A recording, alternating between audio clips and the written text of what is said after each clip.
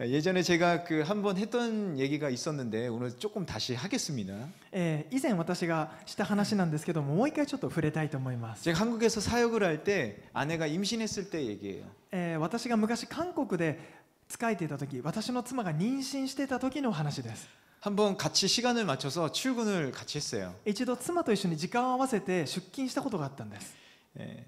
여러분 아시다시피 그 전철 안에 노약자 임산부의 우선석이 있지 않습니까? 皆さんご存知のように電車に乗ったら優先席でその妊婦の方が座れる席ありますよね。 자리가 하나 있어서 아내가 앉았어요. でそこに席空いてたので私の妻が座ったんです。 근데 다음 정거장에서 한 중년 남성분이 타셨는데 아내를 보더니 막 뭐라고 하려고 하다가 그 임산부 배지가 있는데 그걸 보고 그냥 가만히 옆에 서 계셨어요. しかし次の駅である中年の男性が電車に乗ってきたんですけども、その優先席に座っている妻を見て黙って何かを言いに来ようとしたんですが、その妻がつけていた妊婦さんのバッジを見て何も言わないで立ち去っていったんです。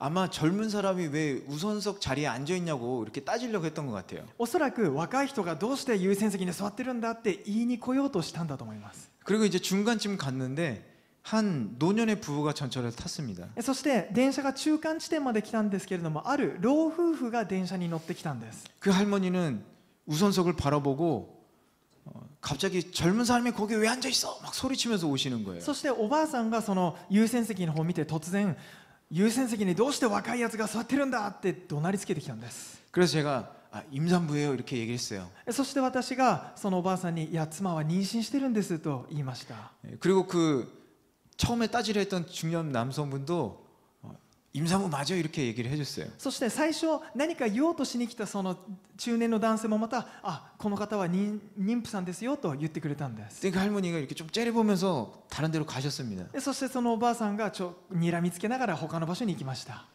다행히 다른 분이 그분에게 자리를 양보하셔가지고 앉아서 잘 해결됐는데 문제는 여기서부터예요. 幸いなことに他の方がそのおばあさんに席を譲ってくださったので問題は解決したんですが、本当の問題はここからだったんです。 근데 그 할머니가 전화를 받았는데 이렇게 얘기를 하는 거예요. そのおばあさんの電話の会話が聞こえたんですけど、こんなことを言ってたんですよ。 아주 상냥한 목소리로 とっても優しい言葉遣いでですね。 아유 권사님 그러셨어. あらまあ幹事様そうだったの。 그러면 어떡해. 점심은 권사님이 쏘셔야 되겠네. どうしましょう。本当に幹事さん一度お食事ご馳走しなければねと。 그 소리를 치던 할머니는 크리스찬이었던 거예요. その怒鳴りつけてきた人クリスチャンだったんです。 저는 그 얘기를 듣고 너무 깜짝 놀랐어요. 私その電話の会話を聞いて本当にびっくりしました。 전혀 크리스찬이라고 저는 생각할 수가 없었거든요. 全くその人がクリスチャンだと思えなかったからです。 전화하는 내용 들고 알은 거죠. その電話の内容を聞いて初めて分かったんです。 아주 단편적인 예일지도 모르지만 현대 교회에서 일어나고 있는 문제 중에 하나입니다. とても断片的な話かもしれないんですが、これは現代の教会で今起こっている問題の一つです。 하나님을 믿는 사람들이요, 그 행위가 믿음으로 나타나지 않는다라는 거예요. 神様を信じる人のその信仰が行いによって表されないということです。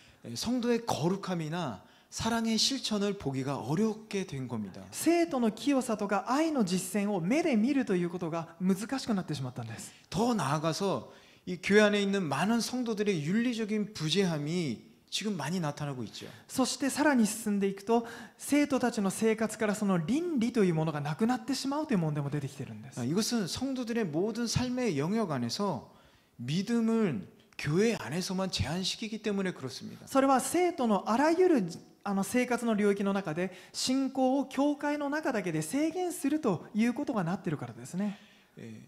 교회 안에서만 예배를 드리는 거라고 생각하고 교회 안에서만 신앙생활을 하고 밖에서는 신앙생활을 하지 않기 때문에 그래요. 教会の中だけで信仰生活をして、教会の中だけで礼拝を捧げて、外ではそれはしないというふうになってしまっているからなんです。 이 성도의 신앙생활이란요, 교회와 교회 밖을 넘어서 모든 장소와 그리고 시간과 삶을 통해서 예배를 드리는 것을 신앙생활이라고 합니다. 生徒の信仰生活というのは教会の内と外を超えて、場所時間そして信仰生活自体を通して礼拝を捧げるということを言うんです。 그렇기 때문에 우리들은 예배자로서 교회 안에 있든지 밖에 있든지 언제나 하나님의 의를 드러내고 경건하게 살아가야 하는 そ 것이죠. のため私たち生徒は教会の外にいようと中にいようといつでも主の義を表して敬虔に生きていかなければならないんです。 우리가 그렇게 살아갈 때 지금 땅에 떨어진 이 교회의 신뢰가 회복되고 또 복음이 더욱더 힘을 얻어서 더 많은 곳으로 전해질 수 있는 것입니다. 私たちがそのように生きていくときに今地に落ちてしまった教会の信頼が回復されて福音もまた広く広く伝わっていくんです。 우리가 지금까지 진정한 예배란 무엇인가에 대해서 말씀을 나눴어요. 私たちは今まで誠の礼拝とは何なのかについてお分かちしてきました。 그렇다면 우리가 삶을 통해서 드리는 예배란 무엇일까 한번 생각해 보길 원합니다. では私たちが人生を通して捧げる礼拝とは何なのか一度考えてみましょ 먼저 1절 말씀을 다시 한번 보도록 う。 하겠습니다. まずは一節から読んでいきたいと思います。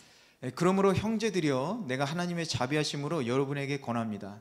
여러분의 몸을 하나님께서 기뻐하시는 거룩한 산 제물로 드리십시오.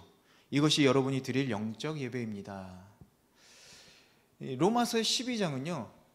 앞에 1장부터 11장까지는 죄와 또 구원에 대한 교리적인 부분에 대해서 바울이 얘기를 하고 있습니다. ロマ書の1節から11節まではパウロは罪と救いについてとても教理的な部分について触れてきました。 그리고 이 12장부터는요. 성도가 과연 어떻게 살아가야 하는지에 대해서 그 실천적인 부분에 대해서 말을 하고 있어요. そして12節からは生徒がどのように生きていくべきかというとても実践的な部分を触れています。 12장. ごめんなさい、12章からですね。はい。 그렇기 때문에 1절에서 그러므로라는 것은요. 예수 그리스도를 믿음으로 구원 받았으니까 그러므로 믿는 우리는 우리의 몸을 하나님께서 기뻐하시는 거룩한 산제물로 드려야 한다라고 말하고 있는 거예요. なのでこの一節で従ってっていうのはイエス・キリストを信じて私たちはその信仰によって救われたので信じる私たちはその体を神に捧げなさいというところに入ってくるんです。 여기서 드리다라는 동사를 원어로 보면요. 주인에게 자신의 모든 것을 맡기는 그런 일종의 법적 용어로 써져 있어요. ここでいう捧げるという言葉の動詞の言語というのは主人に全てを完全に捧げてしまうという法律の用語として出てくるんですね。 우리가 하나님의 은혜로 예수 그리스도를 믿고 구원받은 성도는 우리의 주인이 하나님이라는 것을 알고 있죠. 救われた私たち、神によって救われた私たちは主人が神であるということを知ってますよね。 왜냐하면 우리가 죄인이었을 때 우리가 죄의 노예였던 우리를 예수 그리스도의 피값으로 지불하시고 우리를 사셨기 때문에 그렇잖아요. なぜならば私たちが罪人であった時、罪の奴隷であった時にイエス・キリストがその血潮の代価によって私たちを買い取ってくださったからです。 그래서 우리는 우리의 주인이 바로 예수 그리스도라는 것을 알고 있습니다. だから私たちの主人はまさにそのイエス・キリストだということを私たちは知っているんです。 그것이 바로 믿음이죠. それが信仰ですよね。 그렇기 때문에 여전히 우리 자기 자신이 주인이 되어 있다면 세상의 가치를 쫓아 살게 될 수밖에 없습니다. なのでもしいまだに私の人生の主人が自分自身であるならばこの世の価値観を追いかけて生きていくようになってしまうということなんです。 그리고 우리를 주인으로 예수 그리스도를 주인으로 모시지 않고 세상의 가치에 따라서 사는 사람들은 진정한 의인이라고 말할 수도 없는 겁니다. そしてイエス・キリストを本当の主人とせずにこの世の価値観を追っかけていく人のことを私たちは、信者とは言えないんです。 여기서 의인이라는 것은 우리의 의가 아니라 오직 예수 그리스도가 우리의 죄를 위해서 죽으심으로 죄사함을 받은 사실을 믿는 자들, 그 믿는 자들을 하나님께서 의인으로 불러주신다라는 뜻이에요. ここでいう義人の義というのは私たち自身の義ではなくてイエス・キリストが私たちのために死んでくださったその義ですね。その義が、罪許された真実、ごめんなさい。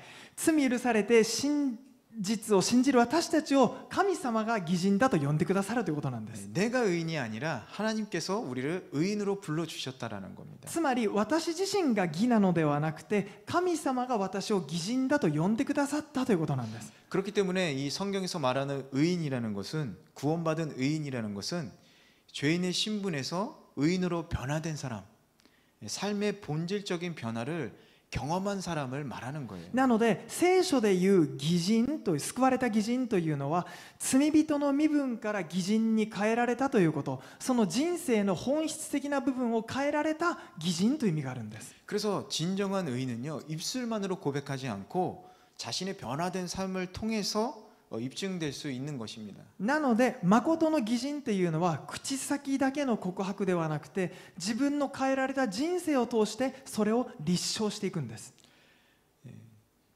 하나님께서 기뻐하시는 삶을 살게 되는 거예요. そしてそこから神様が喜ばれる人生を歩むようになっていくんです。 여러분, 사랑하는 사람을 위해서는 어떻습니까? 皆さん、愛する人のためにはどうするでしょうね。 무엇이든지 아낌없이 주게 되죠. 何でも惜しみなく与えるようになりますよ。 또 사랑하는 사람을 위해서 이렇게 스타일도 바꾸지 않습니까? そして愛する人のためには自分のスタイルも変えますよね。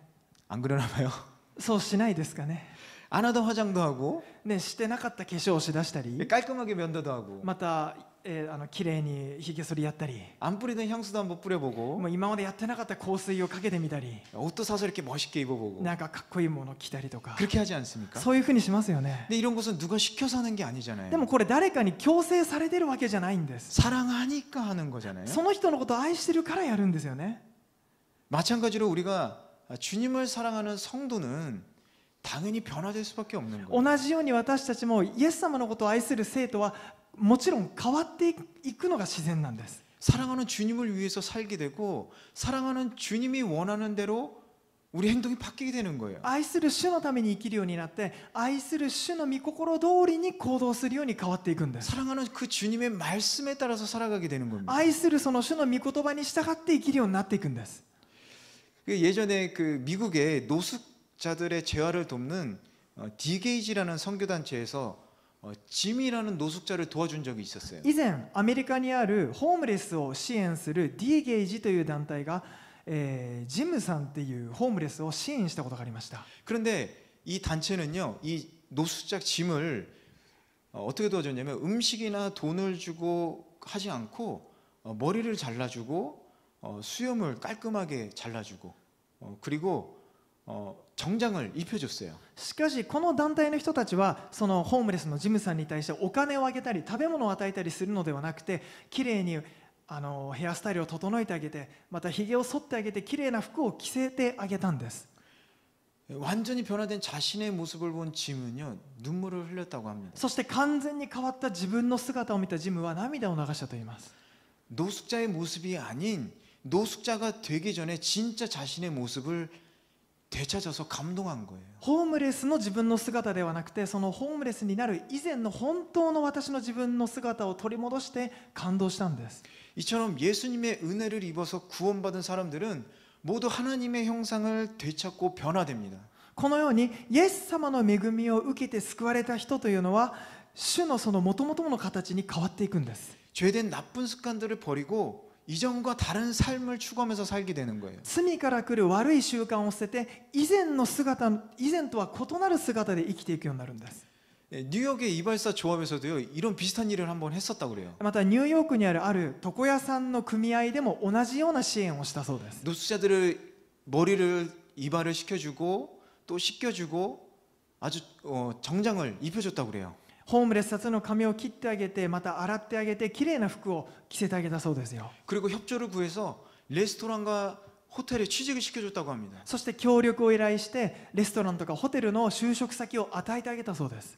그런데 이발하고 좋은 옷을 입고 직장을 구해서 새로운 삶을 살게 된 이 노숙자들은요, 다음날 다시 거리로 나와서 노숙을 했다고. しかし髪を切ってあげて、またいい服を着せてあげて、職場まで与えてあげたそのホームレスの方々は次の日にはまたホームレスの生活に戻っていってしまったっていうんです。 출근을 하지 않아서 하루 만에 직장을 잃게 됐습니다. もう出勤もしなかったので1日でクビになってしまったんです。 외모와 환경은 달라졌는데 가장 중요한 내면은 노숙자 그대로였던 거예요. 外見や環境は完全に変えられたんですが、肝心な心の中はまだホームレスのままだったんです。 내면이 달라져야지 진정한 변화를 경험하게 되는 것입니다. 内面が変わってこそ本当の変化が現れてくるんです。 더러운 죄의 옷을 입고 있었던 죄인인 저와 여러분이 예수 그리스도의 십자가의 보혈로 구원받아서 거룩한 의의 옷을 입게 되었어요. 汚れた罪の服を着ていた私たちがイエス様の十字架の血潮によって義のきれいな清い服を着せられました。 그런데 그 옷을 입고 다시 흙탕물 속에서 생활한다면 여러분 어떻습니까? しかしもしそのきれいな清い服を着てまた泥水の中で生きていくだったらどうなってしまうでしょう。 아주 좋은 옷을 입고 거룩한 옷을 입었는데 하는 행동, 이 안은 그렇지 않다라면 어떨까요? もし清い服を着ているのにもかかわらずこの心の中がそうではないんだったらどうでしょうか。 우리가 입고 있는 옷에 걸맞게 내면도 바뀌어야 되는 것이죠. 私たちの服、着ている服にふさわしく私たちの内面も変わっていかなければいけないんです。 그래서 바울은요, 우리의 모든 것을 산 제물로 드리라 이렇게 말씀하신 겁니다. だからパウロは私たちのすべてを聖なる生きた捧げ物として捧げなさいと言ったんです。 자신을 제물로 드린다는 것은요, 몸과 더불어서 정신, 마음, 의지, 그리고 가진 소유, 능력, 야망 모든 것을 말합니다. 私たち自身を捧げ物として捧げるというのはこの体を捧げると同時に私たちの精神、心、意志、そして野望とか私たちの持っている所有物また力も全て捧げるということを意味するんです。 그래야 진정한 의인으로 우리가 변화될 수 있다라는 거예요. そうしてこそ私たちが誠の義人として変えられていくんです。 그렇게 우리의 모든 것을 드릴 때 그것이 바로 영적인 예배다라고 말하고 있는 겁니다. そのように全てを捧げるときにそれがまさに韓国語では霊的な礼拝だとパウロは言ってるんですね。 여기서 영적이라는 단어를 원어로 보면요, 합리적, 이성적이라는 뜻이 있어요. この霊的という言葉の言語を見ていくと意味的には合理的だとか理想的だという意味があるんです。 자신의 몸을 하나님께 온전히 드리는 것이 바로 합리적인 예배다라는 거예요. 自分自身を捧げる礼拝が誠の合理的な礼拝だと言ってるんですね。 바울은 이 진정한 예배라는 것은 하나님께 드리는 엄숙한 종교 의식이 아니라 매일매일 자신의 삶을 하나님께 바치는 것이라고 말하고 있는 겁니다. パウロは誠の礼拝というのは原始な宗教行事を捧げるのではなくて毎日毎日の中で神様に礼拝を捧げるんだということを言ってるんです。 어떻게 바치라고 그랬죠? ではどうやって自分自身を毎日捧げていくんでしょうかね。 몸과 더불어서 정신, 마음, 의지, 가진 소유, 능력, 야망 모든 것으로 다 드리라고 그랬죠. それは私の体と同時に精神、心、意志、所有物そして力、野望のすべてを捧げる時です。 그렇기 때문에 예수 그리스도를 믿고 구원받은 의인된 자로서 이 영적 예배의 의미를 아는 사람들은요, 이와 같은 삶을 추구하면서 매일매일을 살아가는 것입니다. したがってイエス・キリストを信じて救われて義人とされていてそしてこの誠の礼拝の意味を知っている人は毎日このような人生を追い求めていかなければならないということなんです。 이런 삶을 변화된 삶, 또 거듭난 삶이라고 얘기하죠. このような人生を変えられた人生とか新たに生まれ変わった人生と言いますよね。 달걀은 여러분 닭으로부터 태어나지만 달걀 그 자체로 생명은 아니지요. 卵っていうのは鶏から生まれます、出てきますけどもその出てくること自体が命ではないですよね。 알에서 다시 한번 깨어나야지 비로소 생명이잖아요. その卵の中からもう一度おのずと生まれてきてこそ命になるんです。 성도도 마찬가지입니다. 私たち生徒もそれと同じです。 거듭나지 않으면 진정한 생명을 가진 성도가 아니라는 거예요. 新しく生まれ変わってないんだったら誠の生徒ではないんです。 지금 말씀 가운데 혹시 여러분 안에 죄에 대한 찔림이 있다면 다시는 그 죄를 짓지 마시기 바랍니다. 今日の御言葉を聞いて皆さんの中にもし心がチクチクするところがあるんだったらもう二度とその罪を犯さないようにしましょ 단절하고 가까이 가지 마시길 う。 바래요. その罪と断絶して近くに行かないようにしましょう。 주님을 알기 전에 옛사람의 모습을 완전히 벗어버리시기를 바랍니다. そして主を知る前の古い自分の姿を完全に脱ぎ捨てていきましょ 물론 쉽지 않아요. う。もちろんこれは簡単なことじゃないですよ。 그런데 죄에서 벗어나려고 노력하기보다 아까 말씀드린 대로 하나님을 사랑하게 되면요, 자연히 벗어지게 돼요. しかしこれは先ほどお伝えしたように罪から逃れようとするよりも神様を愛するようにするんだったら神様を愛しているんだったら自然に罪から離れていくようになるんです。 그리고 자연히 사랑하는 하나님의 말씀도 듣고 그 말씀대로 살게 되는 겁니다. そして自然に神様の御言葉を聞いて、その御言葉通りに生きるようになっていくんです。 그리고 하나님께서 기뻐하시는 일을 하게 되는 そ 거죠. して神様の喜ばれることをするようになっていきます。 그럴 때 어떻게 되냐? 우리의 삶을 제물로 드리는 영적 예배로 드릴 수 있다라는 겁니다. その時どうなっていくんでしょうか。私たちの人生を神様に捧げる霊的な礼拝をするようになっていくんです。 그럴 때 여러분 자신이 예수님을 믿음으로 거듭난 새로운 피조물이 되었다라는 것을 여러분 확신하시길 바랍니다. その時皆様がイエス様によって新しく生まれ変わった新しい被造物だっていうことを確信してください。 우리 2절 말씀 계속해서 보겠습니다. では続けて2節を読んでいきましょ 2절 말씀. 여러분은 이 세대를 본받지 말고 오직 마음을 새롭게 함으로 변화를 받아 하나님의 선하시고 기뻐하시고 온전하신 뜻이 무엇인지 분별하도록 하십시오. 이 2절 말씀은요, 성도인 저와 여러분이 영적 예배를 드리기 위해서 어떻게 해야 하는가를 말하고 있습니다. う。2節の御言葉は生徒である私たちが霊的な礼拝を捧げるためにどうするべきかということを教えています。 그것은 이 세대를 본받지 말아라라는 거예요. それはこの世と調子を合わせるなということです。 오직 마음을 새롭게 함으로 변화를 받아라. そしてただ心を新たにすることによって自分を変えていただきなさい。 하나님의 선하시고 기뻐하시고 온전한 뜻을 구별해라라는 것입니다. そして神にとって良いこと、神が喜ばれること、完全であることを見分けなさいと言っているんです。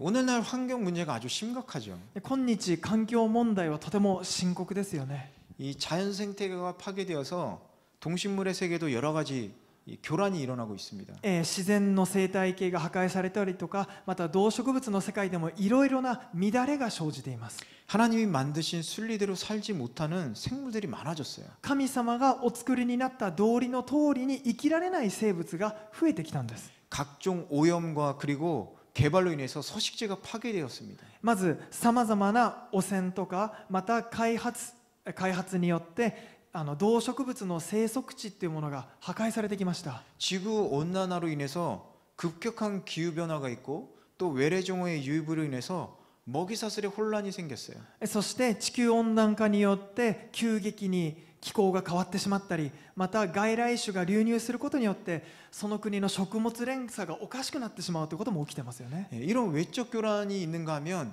이 환경 호르몬 같은 내적 교란도 있습니다. このような外的な乱れがあるかと思うと、今度は、環境ホルモンのように内的な乱れもありますよね。 이 환경 호르몬은요, 환경성 내분비계 교란 물질로 성호르몬 체계 교란을 일으켜서 기형을 낳게 한다고 그래요. この環境ホルモンっていうのは環境性の分泌系をかき乱す物質として性ホルモンのシステムを破壊してしまって、例えば子供を産む時に奇形が生まれてしまったりということが起きてしまうわけです。 또 동성끼리 짝짓기를 시도하거나 암컷처럼 행동하는 수컷들을 만들어내서 생물들이 본래와 다른 모습으로 살아가게 한다고 그래요. またある生物は同性同士が交尾をしてメスのように行動してしまうオスが出てきてしまったりとか、また生物たちが元々の本来の姿とは異なる形で生きていくようになってしまっているそうなんです。 이처럼 성도에게도요, 하나님이 창조하신 모습대로 살지 못하고 하나님으로부터 멀어지게 하는 영적인 교란 요소들이 있습니다. このように生徒である私たちにも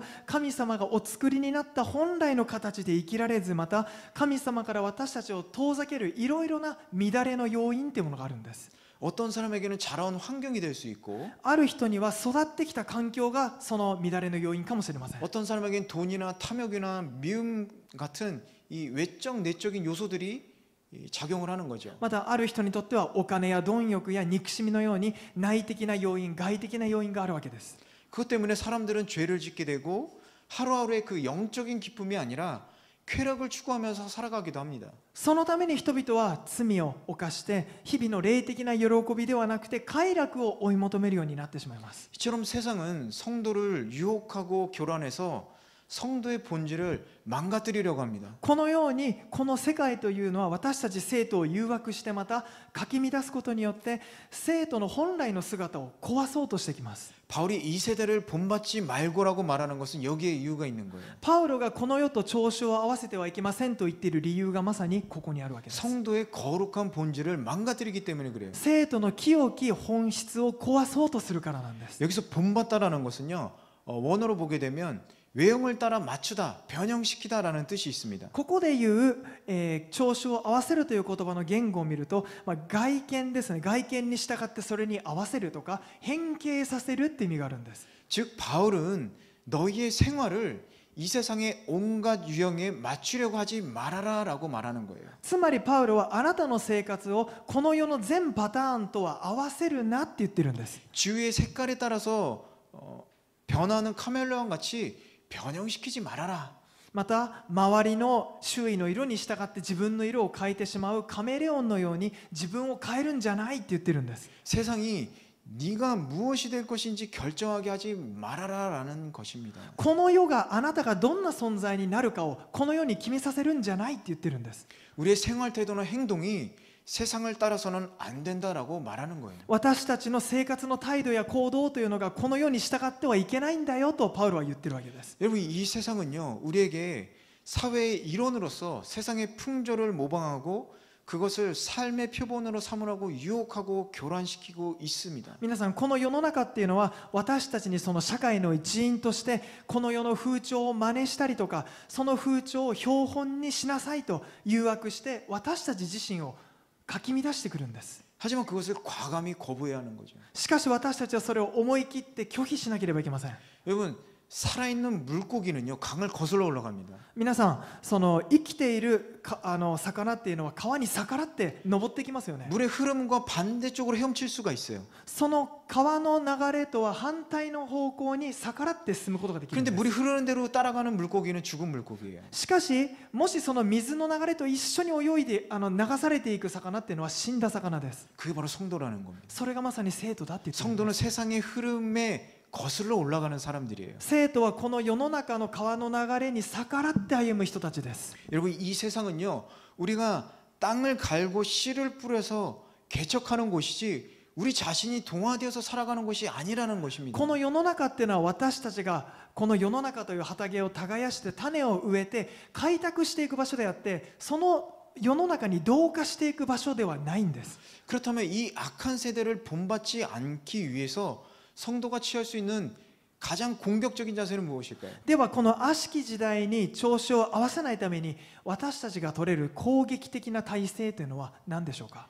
그것이 바로 우리의 마음을 새롭게 하는 거예요. それはまさに私たちの心を新しくするということです。 우리의 마음을 새롭게 해야지만 혹시 세상의 영향이나 압박을 받더라도 그것으로부터 벗어날 수가 있는 겁니다. 私たちの心を新しくしてこそこの世の影響とか圧迫が襲ってきてもそこから抜け出すことができるんです。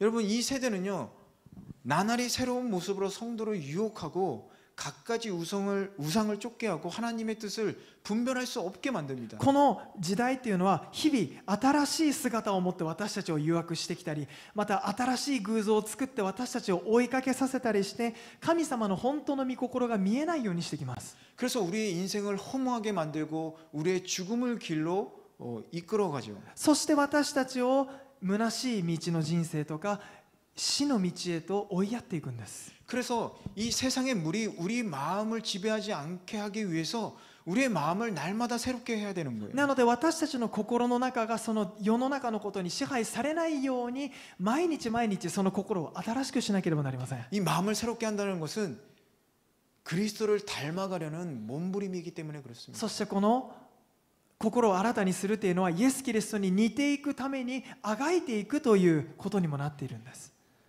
단지 여러분 혹시 여러분이 그렇게 세상에 물이 들었다고 해도 자책하거나 죄책할 필요는 없어요. もし皆さんがその世の中に染まっているということで何か在籍感とかを持つ必要はありません。 혹시 갈등하고 있다고 해서 그게 나쁜 게 아닙니다. もし皆さんがそれを通して葛藤しているというのは悪いことではないんです。 갈등해야 돼요.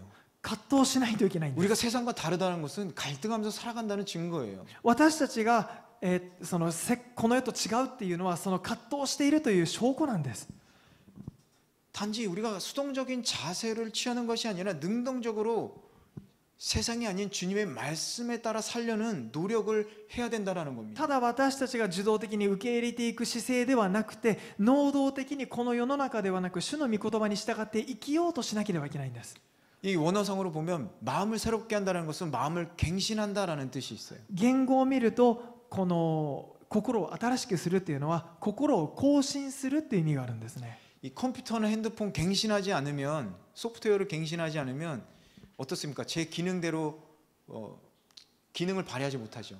コンピューターやスマホとかその中のソフトをずっと更新していかなかったら本来の機能を発揮できなくなってしまいますよね。 우리의 마음을 매일매일 갱신해야지만 성도로서 올바르게 살아갈 수 있다라는 겁니다. 私たちの心もまた毎日毎日更新してこそ生徒として正しく生きていくことができるんです。 우리가 마음을 갱신하는 것은 우리 마음속에 잡은 세상 것을 밖으로 밀어내고 하나님의 말씀을 들여놓는 것을 말합니다. この心を更新するというのは私たちの心の中を占めていたこの世の中のことを全て追いやってそこに主の御言葉を入れていくという作業なんです。 그렇게 마음의 갱신을 할 때 우리의 삶이 놀랍게 변화되기 시작하는 そ 거예요. のように心を更新していくときに私たちの生活は驚くべき変化を遂げていくんです。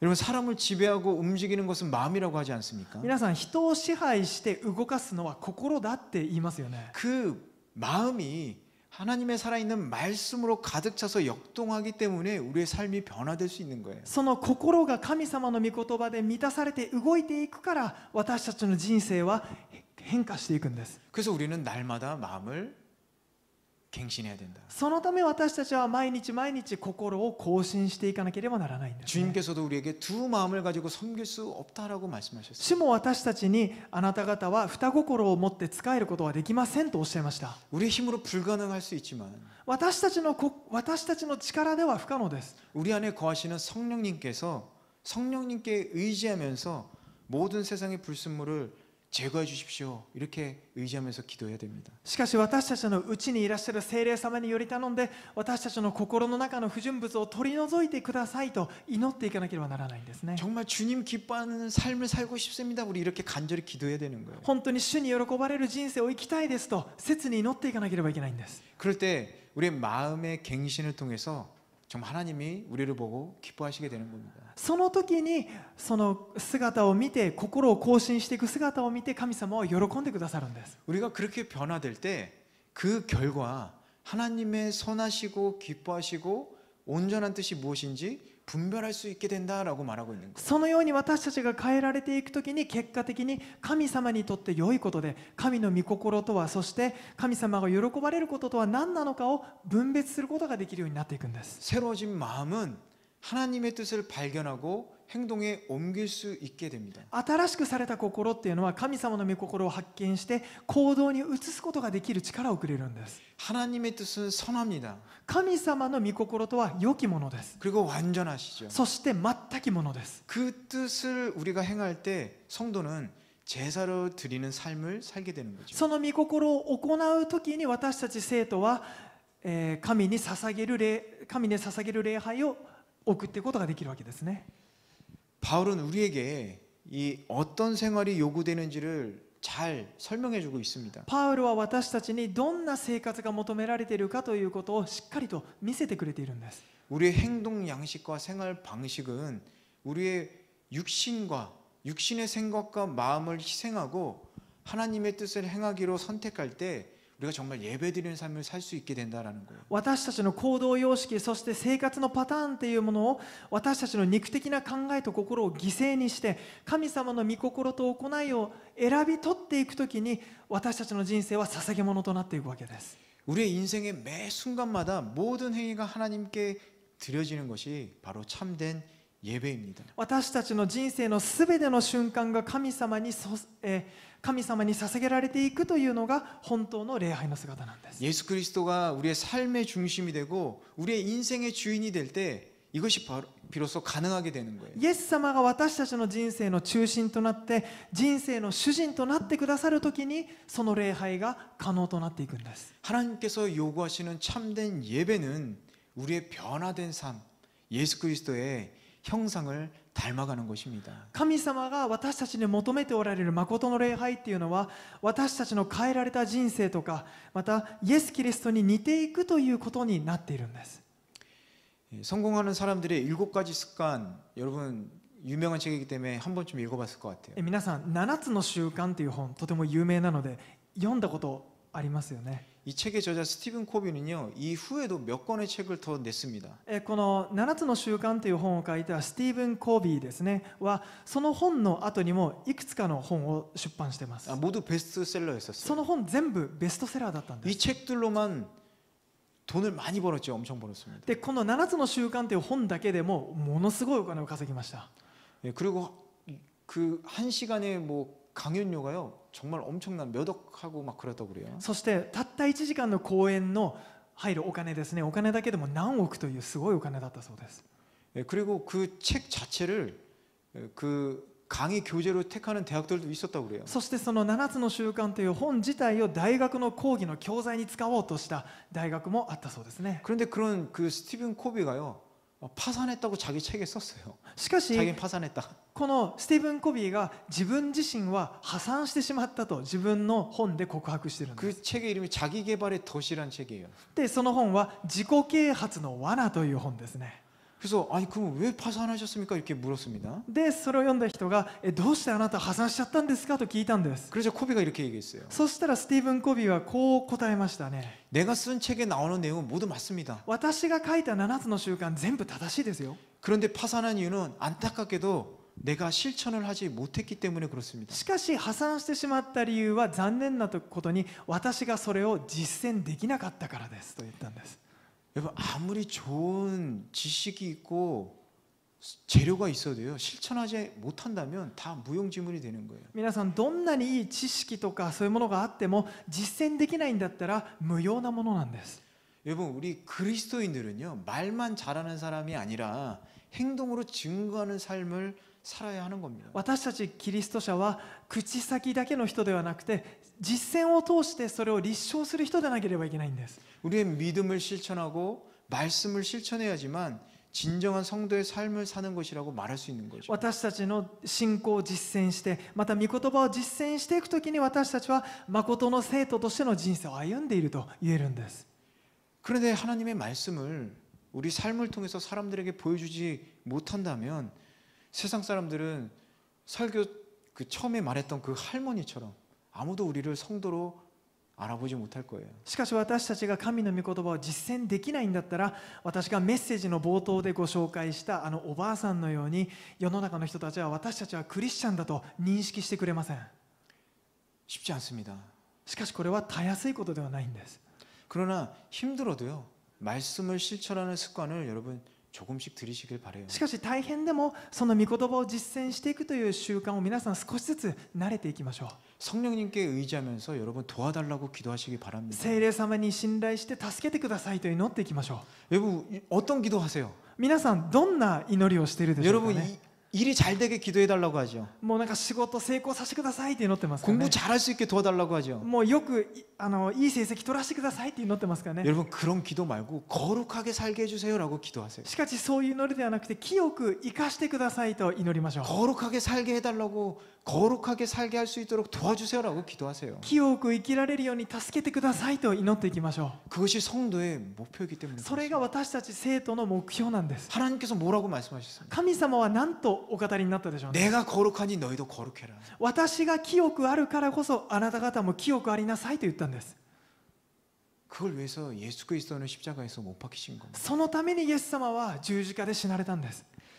사랑하는 동경오늘교회 청년부 여러분, 愛する東京のり教会の青年部の皆さん、 오늘 말씀을 통해서 今日の御言葉を通して 세상을 본받지 말고 この世の中と調子を合わせるんじゃなくて、 우리의 모든 것을 주님께 드리면서 거룩하게 사시기를 바랍니다. そして私たちのすべてを主にお委ねして清く生きていきましょう。 우리의 마음이 세상에 안주하지 않도록 날마다 마음을 새롭게 다짐하시길 바랍니다. そして私たちの心がこの世の中に安住するのではなくて毎日心を新しくしていきましょう。